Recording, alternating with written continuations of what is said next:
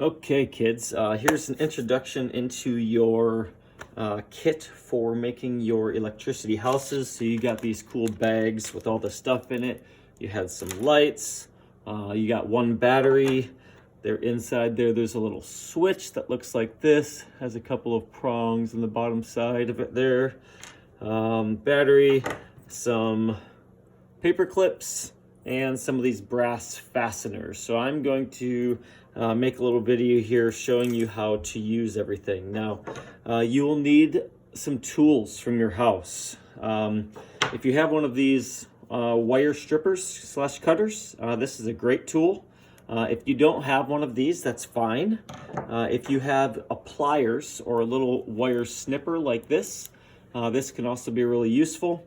And even with the regular pliers, usually on the way bottom edge down here, there's a little portion that's designed to cut wire. You can use even that portion to cut and work with your wire. So one of the first things that you're going to want to do is you have this bundle of lights. You have probably between 8 and 10 lights all on a strand like this. This wire and lights is all going to be used by you. So first thing I'm going to do is just unwind this all, and you'll see what you actually have here is like 3 strands of wire. One of them has lights in. The other 2 are going to be used just as extra strands of wire for your house. If you've watched the videos on how to create the series and parallel circuits, you know that you'll need some extra strands of wire along the way. So as you can see, I have one nice long strand with lots of lights on it. I have a strand here of just straight wire, just like this, nothing on it. And then here on this one with the lights, I actually have a whole bunch of extra. I'm just going to go ahead and cut that off for now because I don't need that for now. Once you get your lights set up like this, where they're all connected to each other, you'll probably want to end up disconnecting them. And so to make that the most workable as possible, I'm going to cut a few of them apart. I'm just going to cut right in the middle, right in the middle, right in the middle. Do a few of these.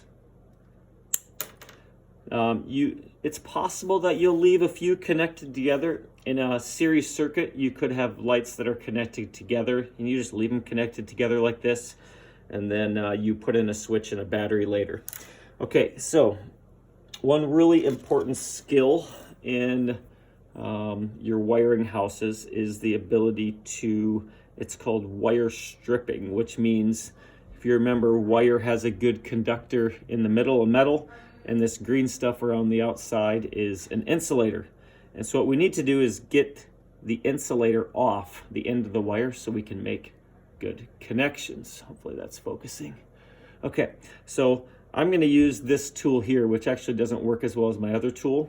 But all you're going to do is go about 1 centimeter from the end or 1/2 inch from the end, and you're going to pinch onto your wire there. You're not going to pinch very hard, just a little bit, and you can even rotate it a little bit if you want. And I'm just going to pinch just with a little bit of pressure, not so that it'll cut the wire, and then I'm going to pull with my other hand on the wire. And there I see I've stripped a little bit. I need a little bit more yet. And we end up with a nice end that looks just like this. If I can focus on that for you. There you go. So that is called stripping your wire. You'll need to do that with all your connections. So where you have all of these lights, you'll need to strip off the insulator off all of these so you can make good connections with them. So there's one side of the light. Here is the other side of the light. And then once you have both sides connected off like this, you can actually pick up a battery and test to see if that light works. So you see, if you connect it to both sides of a battery, it lights up. So that light is good. I know that's a good light.